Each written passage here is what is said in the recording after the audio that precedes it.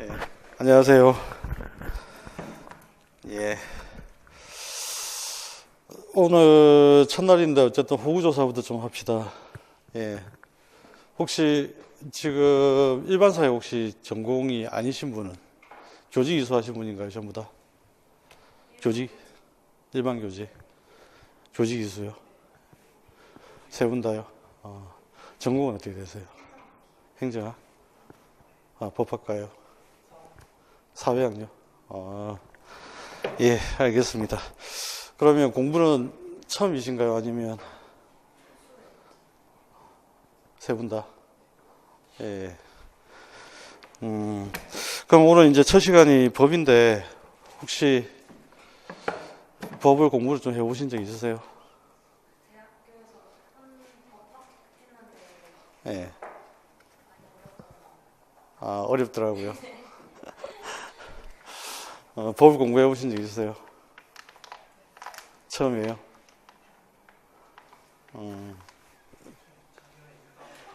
인강만 들으셨어요? 자, 그러면 그 부분을 감안을 해서 강의를 좀 하도록 하겠습니다. 일단은 오리엔테이션 자료를 잠시 한번 보시죠. 예.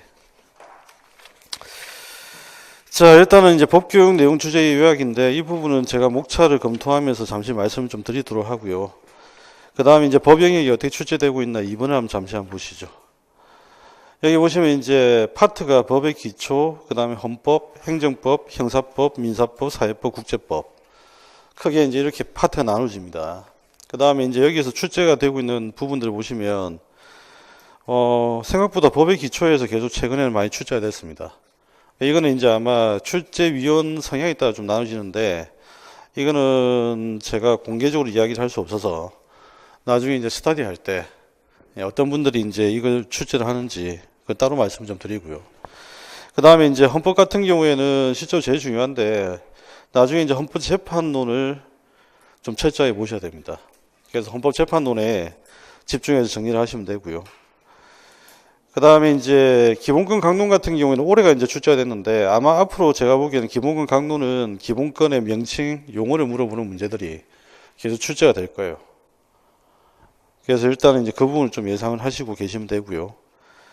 그 다음에 행정법은 최근에는 한번 작년에 출제가 됐는데 최근에 거의 출제가 잘 안 됩니다. 그래서 여기서 이제 필요한 내용들, 제가 말씀드린 내용들만 좀 정리를 하시면 되고요. 그 다음에 이제 형사법 같은 경우에는 이거는 이제 기본적으로 매 한 문제가 출제된다고 보시면 돼요. 그래서 형법 파트 같은 경우 나중에 공부를 하실 때 좀 집중적으로 중요하다고 말씀하시는 것들은 집중적으로 좀 연습을 하시기 바랍니다. 그 다음에 이제 민사법인데, 민사법 같은 경우에는 지금 나와 있는 부분도 보시면 아시겠지만, 골고루 좀 출제가 되는 파트예요. 그런데 올해 같은 경우에 친상법이 출제가 될 차례였는데, 친족과 상속법이 올해 출제가 안 됐거든요. 그래서 아마 올해 이제 준비하실 때는 친족과 상속에 좀 집중을 하시고, 나머지 이제 부분들은 중요한 부분들 좀 체크하실 때 정리를 좀 하시면 됩니다. 그 다음에 이제 최근에 이제 노동법 파트에서는 사회법은 노동법 파트에 거의 집중적으로 출제가 됐습니다. 그래서 아마 이제 내년에는 노동법 파트가 좀 빠질 가능성이 높고, 반면에 이제 행정법이나 다른 경제법 파트에 다른 부분이 들어올 가능성이 크니까 그 부분 쪽으로 일단 준비를 좀 하시면 되고요. 그 다음에 이제 국제법은 보시면 아시겠지만 거의 최근 출제가 안 되죠. 예, 그래서 이 부분은 가감히 무시하셔도 상관이 없다. 그래서 나중에 이제 일단은 제가 드리는 이야기를 좀 믿어줬으면 좋겠다. 그러니까 무슨 말씀이냐면 법 영역은 범위를 넓혀서 공부를 하시면 한도 끝도 없어요. 그런데 범위를 최대한 좁혀서 정확하게 공부를 하시는 게 합격에 빨리 가는 방법이에요. 예. 오늘 이제 어제 2차가 발표됐잖아요. 그죠? 예. 2차 발표됐는데 제가 1차 컷을 예상을 좀 많이 했었거든요. 매년 예상을 했는데 매년 북소년 카페에서 제가 욕을 먹었어요. 제가 틀렸다고. 그런데 매년 제가 맞았거든요. 올해도 마찬가지로. 그러니까 이게 지금 여러분들 카페에서 놔두는 이제 가짜뉴스 같은 거 좀 믿지 마시고 제가 드리는 이야기들 좀 철저하게 하시면 지금 1년 만에 충분히 끝낼 수 있는 시험이에요. 그래서 이걸 뭐 2년, 3년 장수로 이렇게 갈 시험이 아니거든요. 그러니까 올해 최대한 좀 따라오시고, 그 다음에 제가 말씀드린 대로 좀 따라오시면 충분히 1년 만에 결과를 얻을 수 있을 테니까, 예, 그렇게 하시면 됩니다. 자, 우선 이제 법 영역이 어떻게 출제되고 있나를 봤는데, 일단은 두 가지 형태가 있습니다. 기입형하고 서술 형태가 있는데, 기입형은 두 가지 문제의 형태로 출제가 돼요. 하나는 이제 그냥 단순 정의를 주고 의미나 용어를 적는 문제입니다. 예를 들면 우리가 노동자들이 생활에 필요한 노동을 제공하고 난 다음에 받는 월급을 우리가 뭐라 부르죠? 임금이라고 부릅니다. 그죠? 기입형에 이제 임금 해가지고 가로형이 나오는 거예요. 이런 형태가 이제 첫 번째 형태입니다. 의미 용어형입니다. 그 다음에 이제 예를 들면 죄형법정주의라고 하는 원칙이 있는데, 죄형법정주의에 해당되는 원칙 중에 명확성의 원칙을 내놓고, 뭐 명확성의 원칙, 이걸 쓰라고 하는 문제. 이 형태가 일단 한 가지 있어요. 근데 이거는 이제 개념 정의만 정확하게 해두시면 돼요. 이게 어려운 건 아니죠. 문제는 이제 기입형에서 어려운 게 뭐냐면 추론입니다. 추론. 이번 경제 문제 같은 경우에 대표적으로 본다면 어떤 문제가 있었냐면, 투자자가 지금 현재 이자율이 10%가 됐을 때 투자를 할 것인지 말 것인지, 여기에 따라서 의사결정을 하라 라고 했을 때 그 추론하는 문제, 의사결정을 할 것이다 안 할 것이다, 이런 문제라든지, 그 다음에 이제 법의 성격상으로 볼 때 법의 특성 중에 보면 합법성이라고 하는 성격이 있거든요. 오늘 할 텐데, 이 합법성을 이제 유추해서 적는 문제라든지, 이건 이제 추론 문제입니다. 그러니까 일단 기본적으로 이제 문제를 해결하려면 독해가 되셔야 돼요. 예, 독해가 충분히 되신 다음에 이걸 추론해 쓸 수가 있어야 되거든요. 그래서 제가 강의 때마다 계속 뭘 자꾸 설명드리냐면, 배경, 이유, 취지, 목적을 자꾸 물어볼 거예요. 근데 여러분들이 이제 대문다 보면 초등학교 때부터 이제 계속 공부해왔던 방식이 암기형 방식이 되게 많잖아요. 그러다 보니까 이제 배경이나 이유나 목적, 기능 같은 거 자꾸 무시합니다. 근데 최근에 문제들을 보면 계속 이걸 물어봐요. 그래서 이 맥락을 좀 잘 이해를 하시고 학습을 하실 때는 반드시 맥락적으로 접근하셔야 된다. 예, 이걸 좀 유념을 하셔가지고 정리를 하시기 바랍니다. 그 다음에 이제 서술형 같은 경우에는, 법의 영역 같은 경우에는 법률 효과를 중심으로 보고요. 법률 효과라고 하는 것은 이제 뭐냐면, 어떤 사람이, A라는 사람이 B한테 차를 운전하다가 교통사고를 냈어요. 그러니까 우리가 교통사고 내면 당연히 생각하는 게 뭐죠? 손해배상을 받는 겁니다. 그런데 법은 이걸 쪼개서 보는 거예요. 어떻게 보냐면, A가 운전을 해서 B를 교통사고로 냈다라고 하는 것, 이걸 우리가 불법행위라고 보통 이야기를 하고, 그 다음에 이제 B가 A한테 청구할 수 있는 권리를 손해배상 채권이라고 이야기를 합니다. 일단 들어만 두시기 바랍니다. 그럼 이 불법행위를 뭐라고 부르냐면, 이걸 우리가 법률 요건이라고 불러요. 그 다음에 지금 이제 손해배상 채권, 이걸 뭐라 하냐면 결과잖아요. 그죠? 효과입니다. 그래서 우리가 법률 효과입니다. 그러니까 법은 이렇게 쪼개서 보는 것 밖에는 차이점이 없어요. 근데 다만 이제 계속 물어보는 파트는 결국 어떻게 물어보냐면, 이걸 중심으로 계속 물어봅니다. 아시겠나요? 그러니까 이걸 이해를 하셔야 이걸 효과를 이해를 할 수가 있는 거죠. 예. 그래서 이렇게 이제 차근차근 정리를 하게 될 거고요. 지금 이제 법학을 전공하신 분은 잘 아시겠지만, 법대에서 제일 중요한 개념 중에 하나가 법률 요건과 법률 효과입니다. 그죠? 예. 이건 모든 법에서 공통되는 것이기 때문에 이걸 좀 잘 이해를 하시고 나중에 서술 형태에 확인을 하시면 됩니다. 자, 그 다음에 이제 기본 이론 정리반 교재 및 참고 교재 되어 있는데, 일단 이거는 이제 잠시 뒤에 교재 목차를 가지고 전반적으로 제가 다시 한번 말씀드리고요. 참고 도서를 잠시 한번 봅시다. 지금 법이 이해가 좀 잘 안 되시는 분은 정치와 법 교과서를 틈틈이 한번 읽어보시는 것도 나중에 2차 시험 때문에라도 필요합니다. 그래서 참고 도서는 정치와 법 교과서, 그 다음 한국인의 법과 생활, 이 두 가지면 충분해요. 나머지는 강의 때 충분히 말씀드릴 테니까 혹시 참고를 하신다면 법 같은 경우에는 이 두 권을 좀 참고하시기 바랍니다. 그 다음에 한국인의 법과 생활은 스터디 특강을 통해서 아마 지금 현재 할 겁니다. 이게 아마 4월달 진행될지 3월달 진행될지 모르겠는데, 제가 이건 특강을 한번 실시를 할 거예요. 예. 그래서 일단은 특강 시간에 일단 맞추어서 미뤄두셔도 상관없고요. 아시겠나요? 그래서 지금 만약에 법이 당장 이해가 안 되신다, 그래서 좀 더 이제 필요한 쉽게 정리된 내용이 좀 필요하다. 그럼 정치와 법 교과서를 보시면 돼요. 일단 이해되셨죠? 예. 자, 그 다음에 이제 네 번째 법교육 내용과 강의 일정인데 강의 일정을 보시면 예, 거기 휴강은 없습니다. 일단은 휴강은 없는 상태고 2월 21일 날 종강입니다. 예, 그건 잘못 들어왔으니까 예, 휴강은 없는 걸로 보시면 되고요. 그 다음에 이제 시험 대비 방향을 한번 보시면 이건 나중에 한번 읽어보시면 되는데 일단은 제가 이제 주의를 좀 당부를 드리고 싶은 거는 이거예요. 이거는 이제 나중에 한번 읽어보시고 학원 강의를 이용할 때 제일 중요한 게 무엇이라고 생각하십니까? 질문 또 무엇이라고 생각하세요?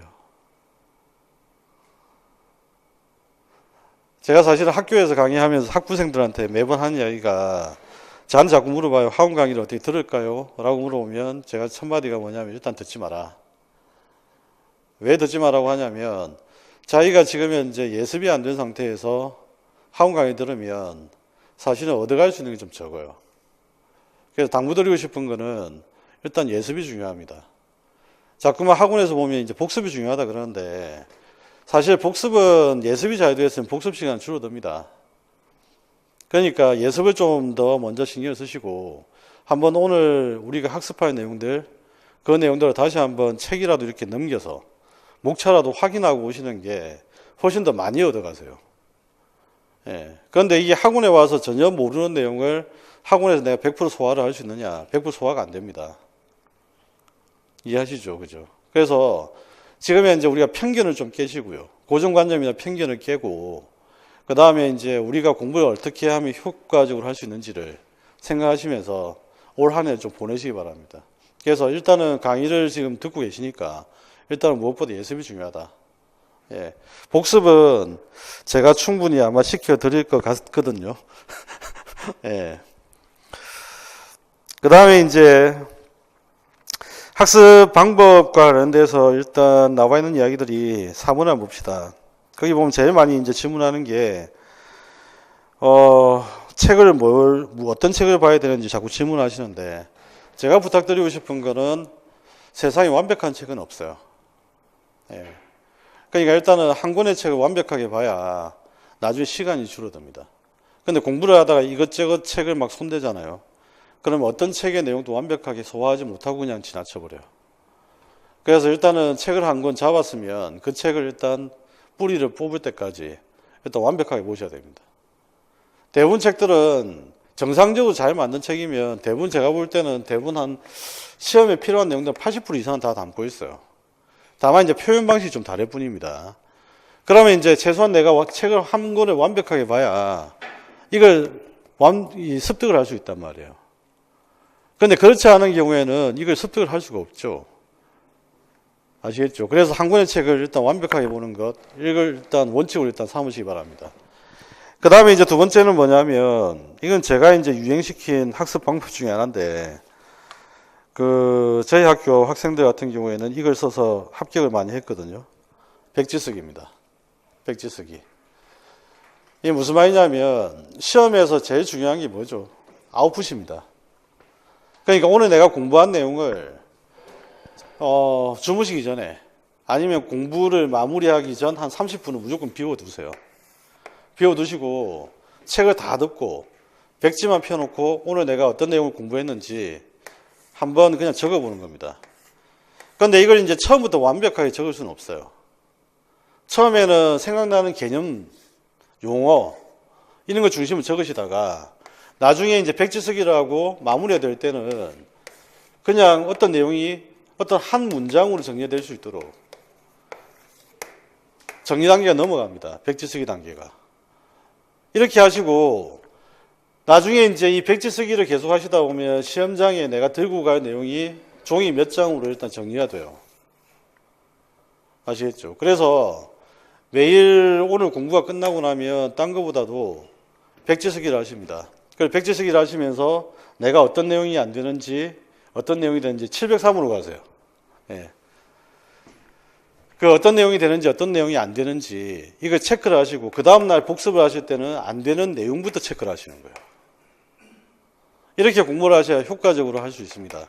그리고 백지 쓰기를 계속하면 무엇을 할 수 있냐면 내가 아는 것하고 모르는 것을 구별하면서 공부를 할 수 있어요. 그죠? 그래서 이걸 반드시 좀 지켜주시고, 그 다음에 두 번째는 뭐냐면 일단은 우리는 무조건 중요한 것부터 공부를 해야 됩니다. 중요하지 않는 거 공부하는 거는 시험에 하등 도움이 안 돼요. 지금 우리는 학문을 하는 게 아니고 시험을 준비하는 거잖아요. 그러면 이제 중요한 것부터 해야 됩니다. 그래서 제가 항상 이제 강조하는 건 뭐냐면 일단은 기출에 나와 있는 영역에 출제된 것, 이걸 일단 100% 마스터하는 데 집중해야 된다. 이걸 최소한 5, 6월 때까지 하셔야 돼요. 이걸 5, 6월 때까지 마스터를 해놓고 그 다음에 이걸 바탕으로 해서 7, 8월 달, 9, 10월 달에 내용을 조금씩 다듬고 펼쳐나가시고 그렇게 해야만 시험이 완벽하게 정리가 됩니다.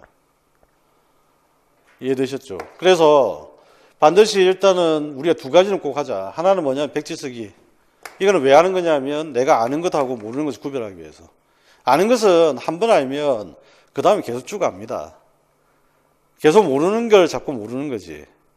그러니까 이건 반드시 꼭 하시고, 그 다음에 두 번째는 중요한 것, 중요하지 않는 것을 제가 매 강의 시간마다 구별을 해드릴 거예요. 그래서 이거는 뭐 시험에 출제가 한 2% 정도 출제될 가능성이 있다. 그럼 거의 안 봐도 되는 거죠. 복습하실 때도 시간 없으면 그냥 스킵을 하셔도 돼요. 나중에 보셔도 되거든요. 일단은 복습하실 때도 마찬가지입니다. 내가 바빠서 시간이 없다. 그럼 일단 뭘 해야 되죠? 중요한 것부터 복습해야 됩니다. 그걸 전부 다 복습을 하려고 작정을 하게 되면 공부가 힘들어요.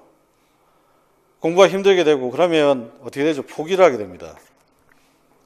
진도는 진도대로 못 가고 복습은 계속 밀려있고.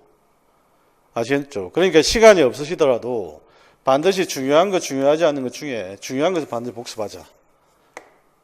이해되셨나요? 예. 자, 이걸 꼭 유념을 해주시기 바란다. 그 말이고요. 그 다음에 이제 서브노트 정리가 가끔씩 가다가 이제 이야기가 좀 질문 들어올 때 있습니다. 결론은 뭐냐면 서브노트는 오히려 안 하는 게 낫다. 그건 제 결론입니다.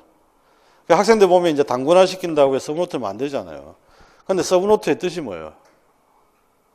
요약 정리죠. 그런데 서브노트를 만든다고 만들었는데 기본서보다 더 두꺼워요. 이게 복사죠.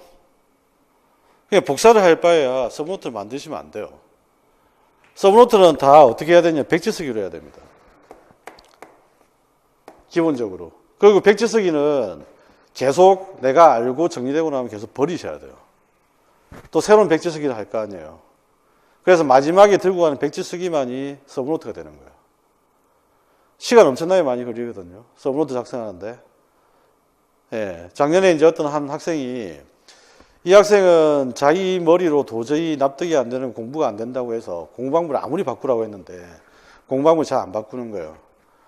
여름쯤인가 7, 8월달 여름쯤인가 자기가 이제 책을 만들었다고 서브노트를 만들었다고 가져온 거예요. 그래서 자기가 이제 모든 걸 단권화시켜서 가져왔는데 책보다 더 두꺼워졌어요. 그래서 제가 물어봤죠. 지금 8월달이 끝났다. 시험 석 달 남았다. 이 내용을 다 어떻게 암기할 수 있겠냐? 불가능이죠. 그러니까 그거는 뭐냐면 자기 만족이에요. 그러니까 그건 착각이거든요. 그러니까 그런 이제 서브노트는 절대 만들지 마시라. 오히려 서브노트를 만드시려면 백지 쓰기를 하면서 만드시라. 내가 그리고 안 되는 것, 중요한 것, 그 중심으로 백지 쓰기 하면서 정리하시는 게 훨씬 더 효과적입니다. 그래서 이거는 서브노트는 오히려 만드시고 나면 거의 다 실패하는 게 훨씬 많습니다. 그리고 서브노트는 언제 만드는 거냐면 진짜 내가 어떤 내용을 잘 알고 있을 때 그때 정말 요약 정리해야 되는 거잖아요. 우리가 학교에서 한번 발표 수업 생각해 보세요. 발표 수업 할 때 우리 어떻게 하죠? 보통 보면 사례 다 빼고, 그죠? 앞에 나와 있는 정의 그 부분 딱 PPT로 정리하고. 그런데 그게 사실은 서브노트 아니거든요. 서브노트라고 하는 건 100페이지의 내용이 있는 걸 한 3장 내지는 4장으로 줄일 수 있는 것, 이게 서브노트예요. 그럼 100페이지에 나와 있는 내용을 3장, 4장으로 정리를 못한다. 그럼 서브노트 아니죠. 제가 학생들한테 매번 그 이야기 합니다. 내가 만약에 경제학을 서브노트 정리한다면 미시 2장, 거시 2장이면 끝난다. 그런데 우리가 알다시피 미시하고 거시 내용이 각각 페이지만 따지면 그냥 300페이지, 500페이지 됩니다. 그죠? 경제학 책이. 그런데 그 정도 되는 양을 2페이지나 3페이지 정리가 가능하다. 예, 그게 서브노트인 거예요. 실제적으로. 예, 그걸 좀 이해를 하시고 서브노트는 정말 작성하지 마시라. 예, 당구나 같은 것도 쓸데없는 짓 안 하셔도 됩니다. 일단. 특강하고 그 다음에 내용들 질문 정리 시간에 충분히 말씀을 드릴 테니까 그런 것들은 하지 마시고요. 자, 그 다음에 이제 마지막으로 기본 개념 정리반 운영과 관련된 이야기인데 목표는 딴 게 아닙니다. 1, 2월 달에 우리가 해야 될 일은 딴 게 아니고요. 용어를 입에 익히는 거예요. 우리가 영어 단어를 뭐 3,000단어, 5,000단어 이렇게 외우잖아요. 그렇죠? 그것도 부족해서 제가 이제 행시 준비할 때는 복화 22,000이라고 하는 책이 유행을 했어요. 복화 22,000을 외우려면 어떻게 해야 되냐면 접두사, 어근, 의미를 다 외워야 되는 거예요. 그런데 우리가 이제 그 단어의 뜻을 잘 모릅니다. 모르는데 어근하고 접두사의 뜻을 가지고 뜻을 유추해내는 거예요. 마찬가지로 지금 우리가 하는 공부 1, 2월 달에는 어떤 내용을 확실히 내가 머릿속에 집어넣겠다, 암기하겠다는 마음은 일단 버리세요. 오히려 그렇게 되면 공부가 노가다가 됩니다. 노동이 돼버리고 노동이 되면 나중에 공부가 너무 어렵다 이러면 자꾸 포기하는 마음이 생겨요.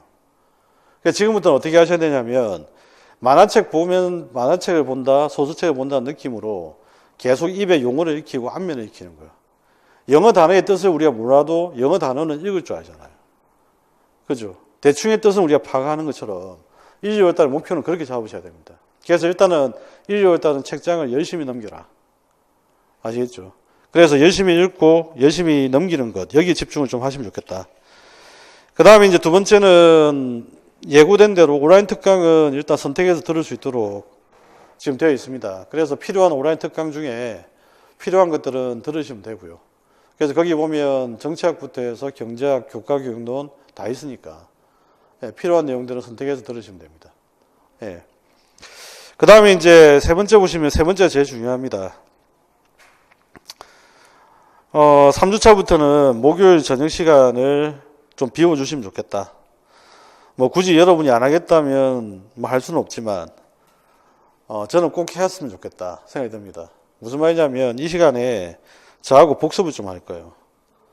그 다음에 상담도 좀 할 겁니다. 공부를 하다 보면 안 되는 부분도 있을 거고 이해가 안 되는 부분도 있겠죠.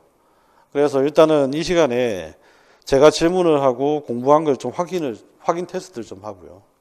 그 다음에 이제 여러분들이 잘 안 되는 것들 어떻게 했으면 공부 방법은 이렇게 하면 좋겠다 라고 일단 지도를 할 테니까 목요일 3주차부터는 좀 비워두시기 바랍니다. 왜냐하면 지금도 이제 지금 수업 실현한 친구들 한 20명 넘게 와 있거든요. 2차 이제 준비를 해야 돼서. 그래서 1, 2주차는 제가 저녁 때 학생들 수업 실현을 봐줘야 돼요.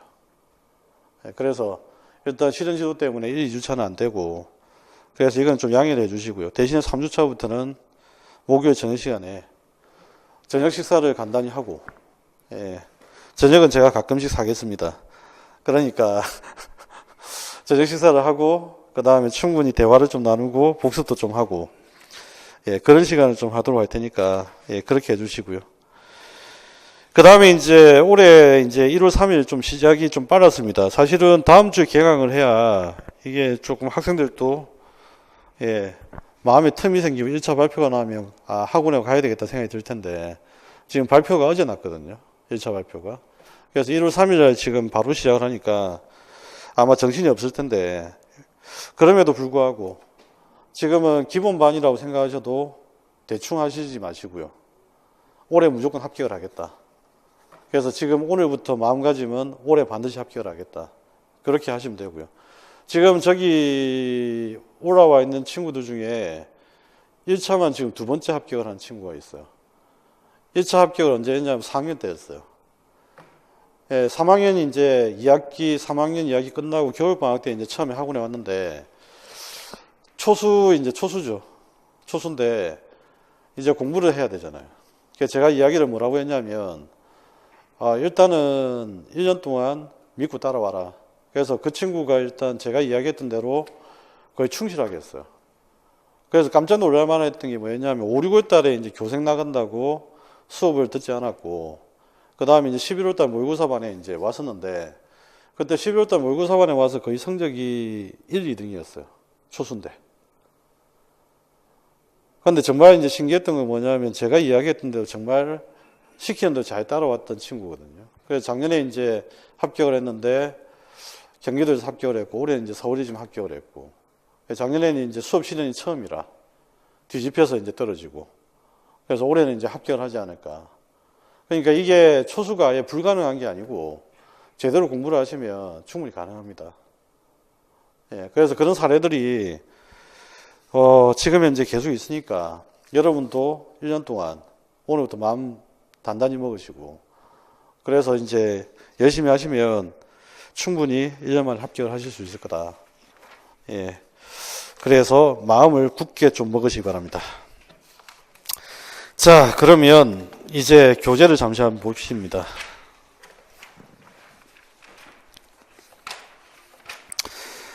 교재는 사실 올해 더 좋은 책을 좀 만들고 싶었는데 출판사하고 협의가 좀 잘 안 돼가지고 책이 좀 미뤄졌습니다. 대신에 이제 자료라든지 필요한 것들 충분히 나눠드리고 할 테니까 일단 그걸 좀 감안해서 봐주시면 좋을 것 같고요. 일단은 책의 구성은 어떻게 되어 있냐면 이론 정리가 되어 있고 그 다음에 각 파트별로 기출 문제가 들어가 있습니다. 예를 들면 여기 지금 법의 기초가 있잖아요, 그죠?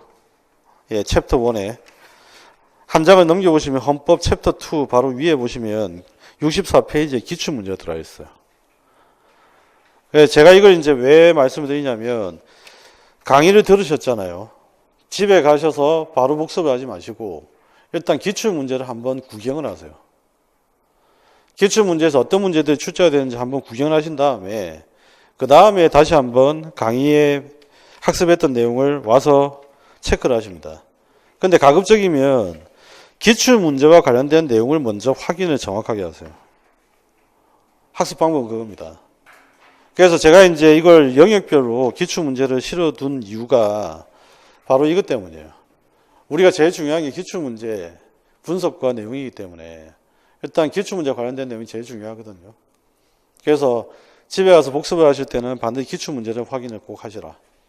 그리고 강의 시간 때도 기출 문제에서 뭐가 출제가 됐는지 어느 영역이 출제가 됐는지 한번 간단히 확인을 할 거예요. 푸는 건 당연히 이제 5, 6월 달 분석을 할 텐데 일단은 어느 부분에 우리가 공부를 집중해야 되는지 그죠? 이걸 보는 이유는 딴 게 아닙니다. 중요한 것과 중요하지 않는 것을 구별하기 위해서. 이해됐죠?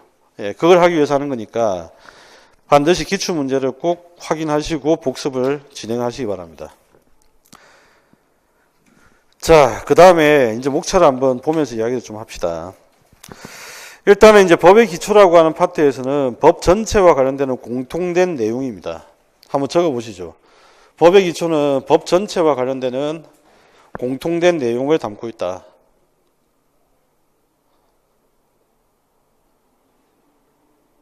법 전체와 관련되는 공통된 내용을 담고 있다.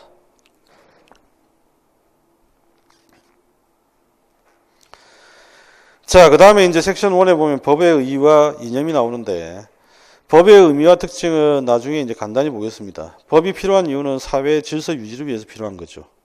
그래서 법의 기능도 사회의 질서 유지, 분쟁 해결, 평화 유지 이런 것들이 법의 기능입니다. 그 다음에 이제 법 이념 옆에다 하나 메모를 해보시죠. 법이 추구하는 목적입니다. 법은 어떤 목적을 추구해야 하느냐. 법 이념. 그래서 법 이념에는 세 가지가 있습니다. 정의, 합목적성, 법적 안정성. 그 다음에 이 세 가지는 갈등 관계에 있으면서도 상호 보완적 관계에 있다. 갈등 관계에 있으면서도 상호 보완적 관계에 있다.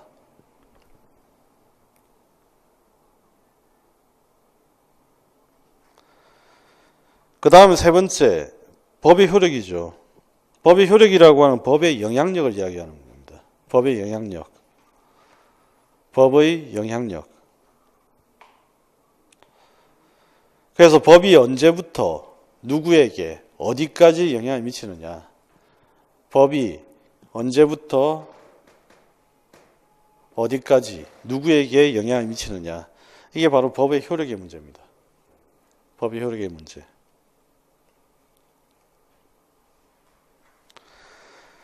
그 다음에 이제 법원과 법의 체계.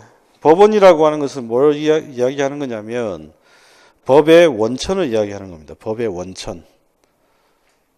재판을 담당하는 기관도 법원인데 그 법원과 이 법원은 다릅니다. 이 법원은 법의 원천을 이야기하는 거다. 그래서 성문법과 불문법이라고 하는 게 있는데 성문법이라고 하는 것은 형식과 절차를 통해 만들어진 법. 이걸 우리가 성문법이라고 하고요. 그래서 우리가 성문법의 대표적인 예들이 뭐가 있냐면 헌법, 그 다음 민법 이런 것들이죠.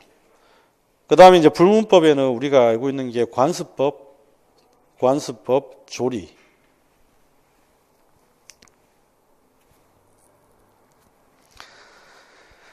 자, 이런 것들을 생각하시면 됩니다.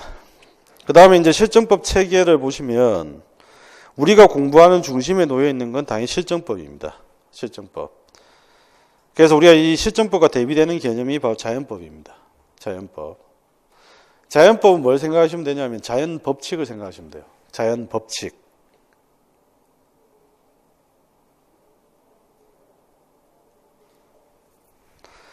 그 다음에 실정법이라고 하는 것은 우리가 경험적으로 증명 가능한 법을 우리가 실정법이라고 합니다. 경험적으로 증명 가능한 법, 실정법. 그래서 이 실정법은 국내법과 국제법으로 다시 크게 나누어지고요.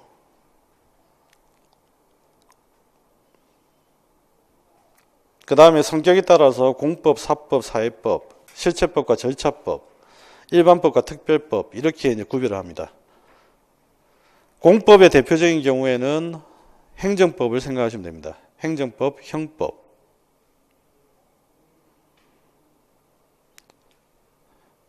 그 다음에 사법의 대표적인 경우에는 민법, 상법을 생각하시면 돼요. 민법, 상법.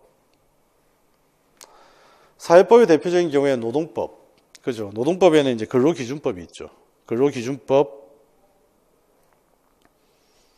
그 다음에 소비자법.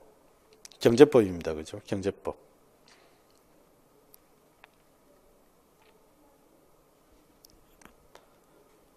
그 다음에 이제 실체법과 절차법이라고 하는 게 있는데, 실체법이라고 하는 건 이제 어려운 말이 하나 나옵니다. 우리가 이제 실체법이라고 하는 건 나중에 이제 우리가 정리를 해야 되는데, 한 가지 용어를 익혀둡시다.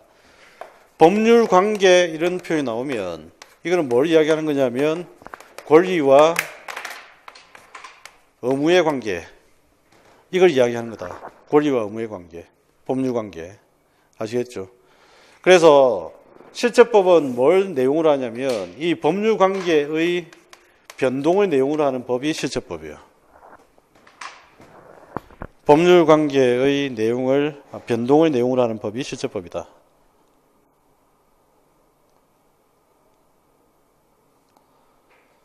됐죠? 예. 그 다음에 이제 절차법이라고 하는 것은 법률 관계의 실현을 위한 법이다. 이렇게 정리를 하시면 됩니다. 법률관계 실현을 위한 법. 그래서 우리가 각종 소송법을 생각하시면 됩니다. 민사소송법, 형사소송법 이런 것들이 바로 절차법입니다. 민사소송법, 형사소송법.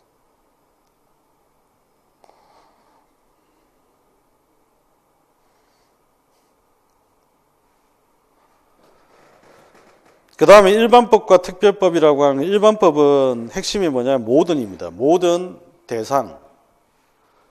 대상에게 적용되는 법. 특별법은 특정한 대상에게만 적용되는 법.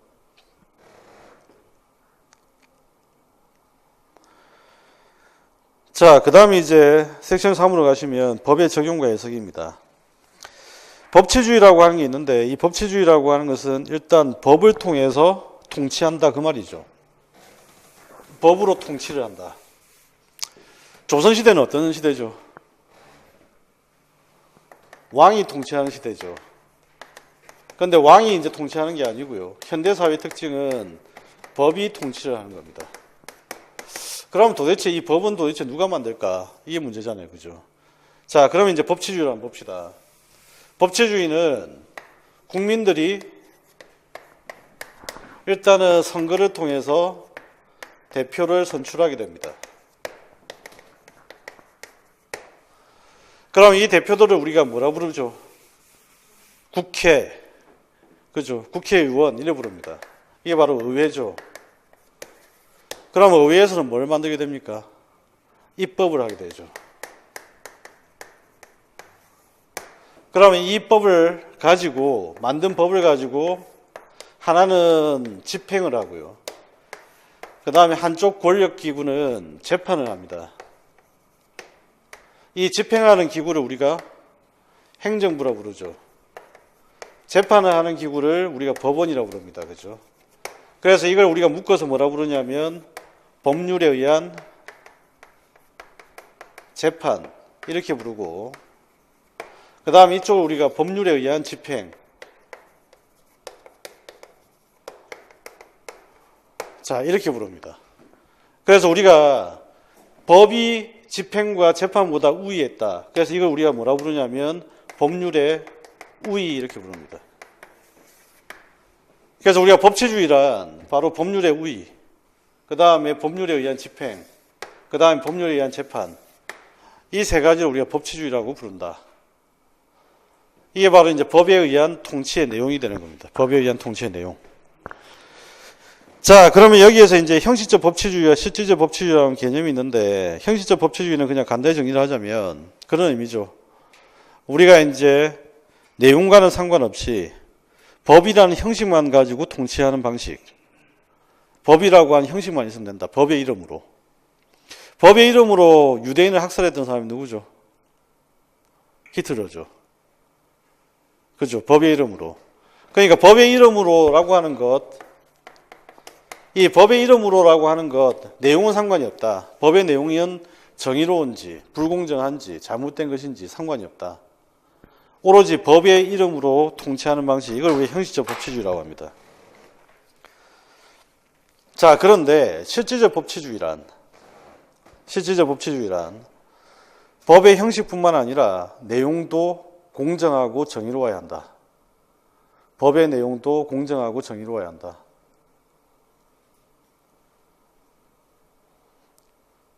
이런 입장이 바로 실질적 법치주의 입장이다. 그 이야기죠.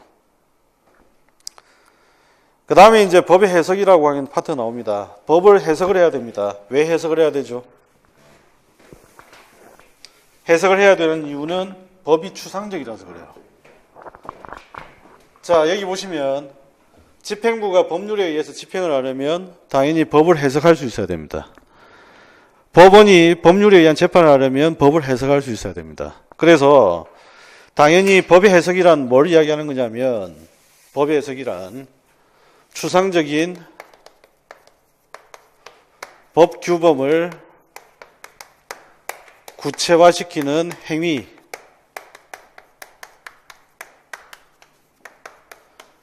추상적인 법 규범을 구체화시키는 행위, 이걸 우리가 법의 해석이라고 이야기를 한다. 그 이야기입니다.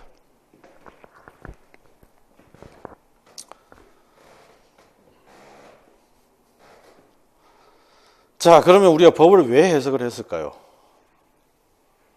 당연히 법을 적용하기 위해서죠. 그래서 법을 해석한 이유는 법을 적용하기 위해서입니다. 그럼 적용 대상이 무엇일까? 법의 적용 대상은 뭐죠? 사건이죠. 사실. 이해되셨나요? 그래서 거기 제일 중요한 게 바로 두 번째, 사실의 확정입니다. 우리가 범죄 사실이 있고 그 범죄 사실에 법을 적용하는 거잖아요. 그죠? 예. 그래서 사실의 확정, 이게 중요하다. 자, 그 다음에 이제 법률 관계입니다. 관계라는 말의 뜻은 뭡니까? 관계.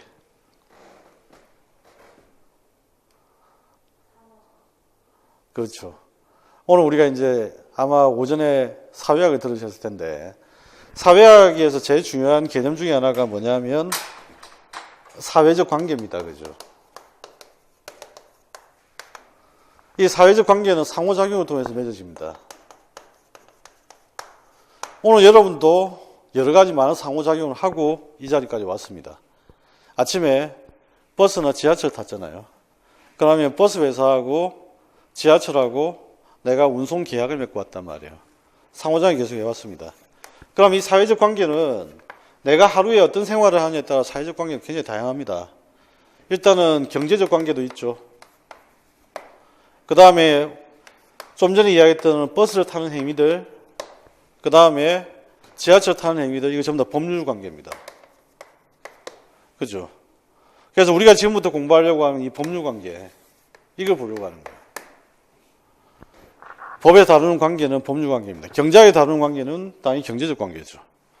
정치학에 다루는 관계는 정치적 관계인 거예요. 행정학에서는 행정관계죠. 좀 더 좁혀서 이야기하면 행정적 관계잖아요. 거기에 보면 이제 국가, 그 다음에 공무원, 행정적 관계가 놓여지잖아요. 그래서 법률 관계는 바로 이러한 상호작용이 맺어지는 법적 관계를 이야기하는 거다.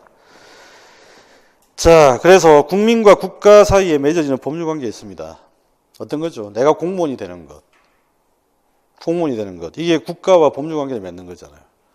내가 범죄를 저지르면 국가로부터 형벌을 집행받아야 되는 죄수가 됩니다. 뭐죠? 국가와 국민의 관계죠. 이해되셨나요? 내가 지금 이제 국민으로서 뭘 해야 되죠? 세금을 납부해야 됩니다. 국가와 국민의 관계입니다. 그래서 이러한 국가와 국민의 관계를 규율하는 법들, 그러면 여기에 이제 관계되는 법들이 대부분 다 우리가 앞에서 봤던 개념으로 따지면 공법이 되는 거예요. 공법. 이해가 되셨나요? 공법이 됩니다. 그 다음에 이제 국민 대 국민의 법률 관계는 개인 대 개인의 관계를 말합니다. 개인 대 개인의 관계에서 우리가 제일 많이 이제 하는 게 뭐냐면, 상점에 들어가서 물건을 사고 팔고 하는 것, 식당에서 밥을 먹는 것, 그 다음에 내가 버스를 타는 것, 지하철 타는 것, 이게 전부 다 국민 대 국민의 관계죠. 그래서 이건 전부 다 사법상 법률 관계. 거기 보시면 민법상 법률 관계 나오잖아요. 그죠? 그래서 이 법률 관계를 각각 규율하는 법들이 따로따로 정해진다. 그래서 그 중에 대표적인 게 민법, 그 다음에 사회법. 사회법 중에 보면 노동법, 이런 것들이 들어간다. 이래 보시면 됩니다. 자, 그 다음에 이제 두 번째 장, 헌법입니다. 헌법이라고 하는 것은 우리가 이제 헌법 하면 생각나는 게 뭐예요? 뭐 국가의 최고 규범 이렇게 이야기하죠. 국가의 최고 규범. 그렇잖아요. 그런데 이거는 뭐냐면 헌법의 의미를 한번 적어봅시다. 헌법이란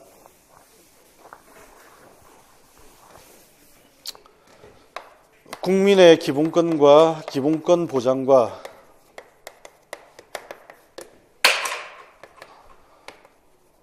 통치 구조의 관계를 규정하는 법입니다.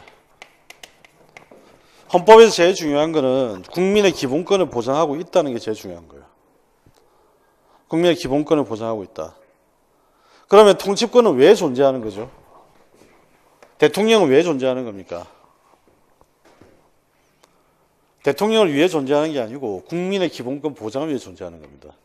그러니까 헌법은 국민의 기본권 보장과 통치 구조의 관계를 규정하고 있는 법, 이게 바로 헌법이다.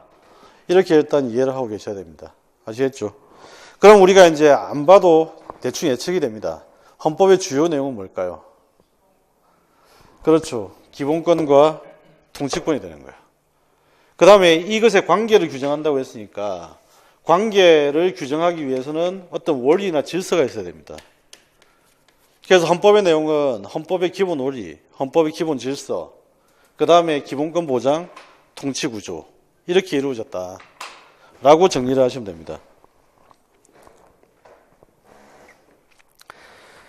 자, 그래서 헌법총론은 나중에 자세히 한번 볼 텐데 일단은 헌법총론에서는 내용을 일단 한번 확인만 해보죠. 헌법의 개념에 대해서 살펴본 다음에 헌법을 만드는 것과 고치는 것, 헌법의 제정과 개정은 헌법을 만드는 것과 고치는 것에 대한 이야기입니다. 그 다음에 대한민국 헌법의 제정과 개정, 이건 당연히 대한민국 헌법이 어떻게 만들어졌고 어떻게 고쳐졌는지를 살펴보는 역사적 파트가 되는 거고요. 그 다음에 이제 헌법은 국가를 위해, 국가 질서를 위해서는 대단히 중요한 제도입니다. 그래서 헌법 파괴가 일어나면 안 되겠죠. 그래서 헌법 보장을 위한 제도를 미리 두고 있다라고 하는 것들, 이걸 확인하시면 되겠고. 그 다음에 이제 대한민국의 국가 형태 및 구성 요소라고 하는 게 있어요. 이거는 뭐냐면 이제 국가의 기본 요소를 이야기하는 건데, 국가의 기본 요소는 국민, 영토, 주권. 그 다음에 정치학에서는 하나 더 추가를 합니다. 정부. 아시겠나요? 그래서 국가를 구성하는 요소는 네 가지. 국민, 영토, 주권, 정부. 국가의 구성 요소는 네 가지다. 국민, 영토, 주권, 정부. 자, 그 다음에 이제 헌법의 기본 원리. 말씀드렸죠. 국민의 기본권 보장과 통치구조의 관계를 규정하는 법. 여기에서 기본권 보장과 통치구조의 관계를 규정하기 위해서는 어떤 원리나 질서에 따라서 이루어진다. 이해되셨나요? 그래서 거기에 말하는 헌법의 기본 원리. 국민주권의 원리, 대의제의 원리, 권력 분립의 원리, 법치주의 원리, 사회국가의 원리, 문화국가의 원리, 평화국가의 원리. 이 용어들을 입에만 좀 익혀두시기 바랍니다. 나중에는 이걸 억지로 우리가 외우지 않습니다. 그냥 하나만 이제 체크를 하자면 이런 이야기예요. 주권은 누구한테 있죠? 국민에게 있죠. 그런데 국민은 직접 통치를 하기가 어렵죠. 그래서 대표가 필요해요. 그래서 대의제 원리가 나옵니다. 근데 이 모든 대표에게 모든 권력을 독점시키면 왕이 통치하는 건 똑같습니다. 그럼 어떻게 해야 되죠? 분리시켜야 됩니다. 이게 바로 권력 분립의 원리죠. 그 다음에 이런 권력들이 작동을 할 때 반드시 자의적으로 작동하지 못하도록 해야 되겠죠. 그게 바로 뭐죠? 법치주의 원리죠. 아시겠나요? 그래서 이런 것들은 그냥 논리적으로 이해를 하시면 충분히 암기가 됩니다. 그 다음에 이제 헌법의 기본 질서는 두 가지가 있다. 하나는 뭐냐면 일단은 기본적으로 문제를 해결하는 기본 원리 질서가 하나 있고요. 그 다음에 하나는 뭐냐면 경제 질서가 있는데, 나중에 여러분들이 사회학을 공부하든 정치학을 공부하시든 모든 사회의 기본적인 토대가 되는 것은 딱 두 가지라고 보시면 돼요. 기본적으로. 하나는 뭐냐면 정치고 하나는 경제입니다. 경제는 뭐죠? 먹고 사는 문제입니다. 정치는 뭐예요? 먹고 살기 위해서 먹는 것을 서로 나눠 가져야 되겠죠. 나눔의 문제입니다. 그래서 이걸 이제 막스는 어떻게 표현하냐면, 칼 막스는 이걸 상부 토대, 이걸 하부 토대라고 이야기를 하죠. 아시겠나요? 그래서 헌법의 질서도 이 두 가지가 가장 핵심이에요. 상부 토대를 구성하는 질서는 당연히 민주적 기본 질서, 정치 질서고, 그 다음에 하부 토대를 구성하는 질서는 경제적 기본 질서입니다. 그 다음에 평화주의적 국제 질서라고 하는 건, 이건 언제 들어온 거냐면 2차 대전 이후에 들어옵니다. 2차 대전 이후에 국제사회 평화가 중요하다. 그런 이야기고요. 그 다음에 이제 헌법의 기본 제도. 헌법의 기본 제도라고 하는 건 그냥 간단히 보시면 되는데, 기본 제도라고 하는 것은 사회 질서 유지를 위해서 필수적으로 필요한 제도. 사회 유지를 위해서 필수적으로 필요한 제도를 헌법의 기본 제도라고 합니다. 그럼 사회 유지를 위해서 필수적으로 필요한 제도가 뭐가 있을까? 혹시 생각나시는 게 있으세요?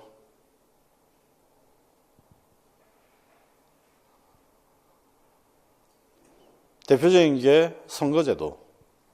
대표를 뽑아야 되잖아요. 그죠? 선거제도.